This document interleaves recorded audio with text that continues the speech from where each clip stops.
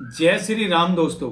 ये वीडियो मैंने उन लोगों के लिए बनाया है जो सेल्फ क्लेम्ड क्रिटिक्स हैं। एक कैमरे वाला फोन और इंटरनेट हो जाने से आप क्रिटिक नहीं बन जाते। और अगर आपको वीडियोस बनाते काफी टाइम हो गया और लोगों ने आपको देखना शुरू कर दिया है, इसका मतलब ये नहीं है कि आप मूवीज को लेके जजमेंट सुनाना ही शुरू कर दोगे। तो ये जितने भी so called self claimed critics हैं जिन्होंने आदि पुरुष को लेके इतनी हेट फैलाई, तो मैं उनसे सिर्फ एक ही बात बोलना चाहता हूँ। क्यों भाई, आ गया स्वाद? 5 lakh advance booking report. 5 lakh advance में टिकटें बुक हो चुकी हैं। केजीएफ पीछे, पठान पीछे, ऊपर से आईमैक्स की स्क्रीन तक नहीं है आदि पुरुष के पास। फिर भी 5 लाख एडवांस टिकटें ऑलरेडी बुक हो चुकी हैं। लगा लिया ना जोर, देख लिया ना क्या मिला। लिस्टें बना के बैठे हैं भाई। आदि पुरुष में 12 कमियां हैं, आदि पुरुष में ये कमी है, आदि पुरुष में वो कमी है।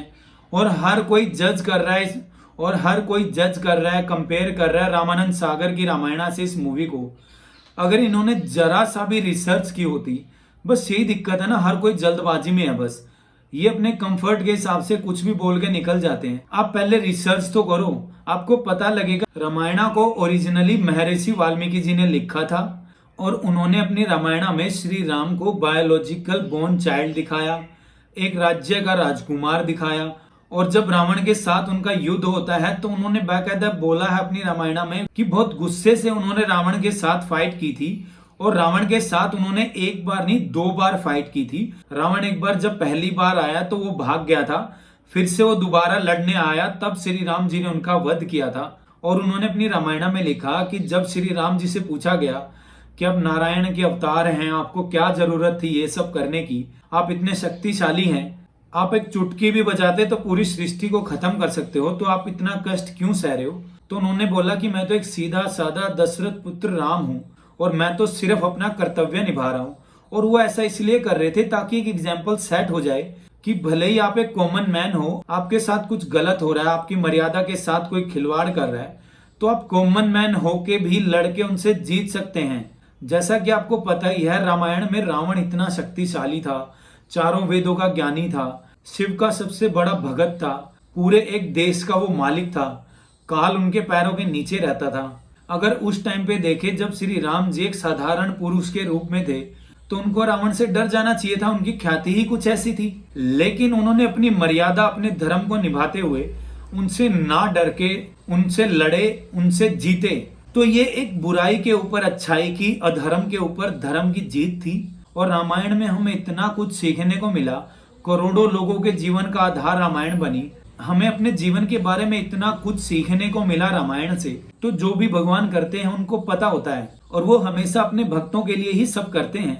तो महर्षि वाल्मीकि के बाद जब तुलसीदास जी ने रामायणा लिखी, रामचरितमानस, तो ऐसा तो था नहीं कि वो ओरिजिनली उसको पहली बार लिखने जा रहे थे। उनके पास एक रेफरेंस था रामायणा का जो महर्षि वाल्मीकि जी ने लिखी हुई थी।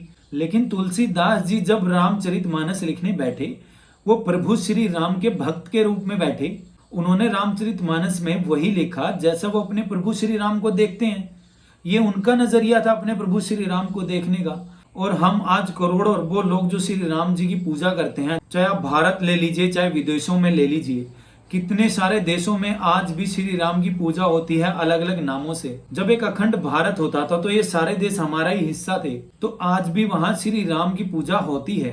तो मेरा ये सब बोलने का तात्पर्य बस इतना ही है कि मैं आप सबको ये बताना चाह रहा हूँ कि श्री राम जी हर इंसान के लिए अलग हैं। हर किसी का उनको पूजने का तरीका अलग है, उनको देखने का तरीका अलग है।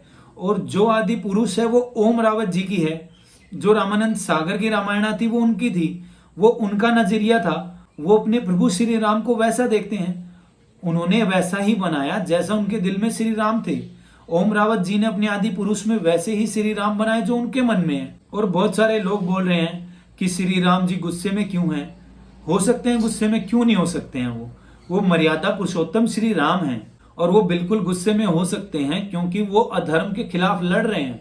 तो उनका गुस्से में होना आदि पुरुष मूवी को गलत नहीं ठहरा सकता।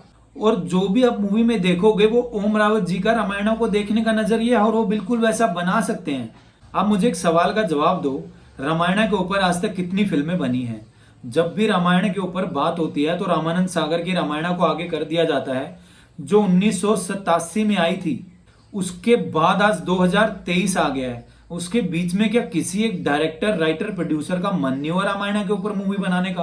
क्या ये एक ऐसी राजनीति नहीं है कि रामायण को लोगों तक पहुंचाने के लिए रोका जा रहा है, और अब फाइनली अगर रामायण के ऊपर मूवी बन रही है तो आपको तकलीफ हो रही है? कितने सारे यूट्यूबर्स हैं जो कुछ भी बकवास किए जा रहे हैं। अब आप अगर आदि पुरुष को मार्वल्स की मूवी से कंपेयर करोगे तो आप बजट भी तो देखो। आदि पुरुष का बजट अगर 600 करोड़ है तो मार्वल्स की मूवीज के बजट तो 1500 करोड़ से तो शुरू होते हैं। तो आदि पुरुष तो उतने बजट में 3 बार बन जाएगी। तो पैसा भी तो बहुत मैटर करता है ना, क्योंकि इनको इंडियन ऑडियंस को मूवी दिखानी है, डॉलर्स में नहीं पे करेंगे इंडियन ऑडियंस। तो बहुत कुछ देखा जाता है। और जब मैंने इसका ट्रेलर देखा था, मैंने उसके रिव्यू में भी बोला था कि आप भले ही अपने आप में जितने मर्जी ज्ञानी होके इसके बारे में कुछ भी बोले जा रहे हो, लेकिन आप जरा सा रिसर्च करो। अगर आपको पता हो कि इंडियन ऑडियंस क्या चाहती है, क्या इंडियन ऑडियंस वीएफएक्स भरी मूवी देखती है? उनको क्या मतलब है भाई वीएफएक्स से?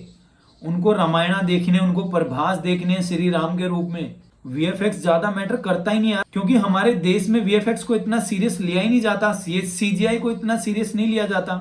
आज से पहले कितनी मूवियों में आपने सीजीआई देखा है बॉलीवुड की? और जब लोग अपने परिवारों के साथ रामायण देखने जाएंगे, ये जो यूट्यूबर्स बने बैठे हैं वो अपने मम्मी पापा को ही दिखा के बोल दो कि उनमें निकाल के दिखाएं वो कमी वीएफएक्स में।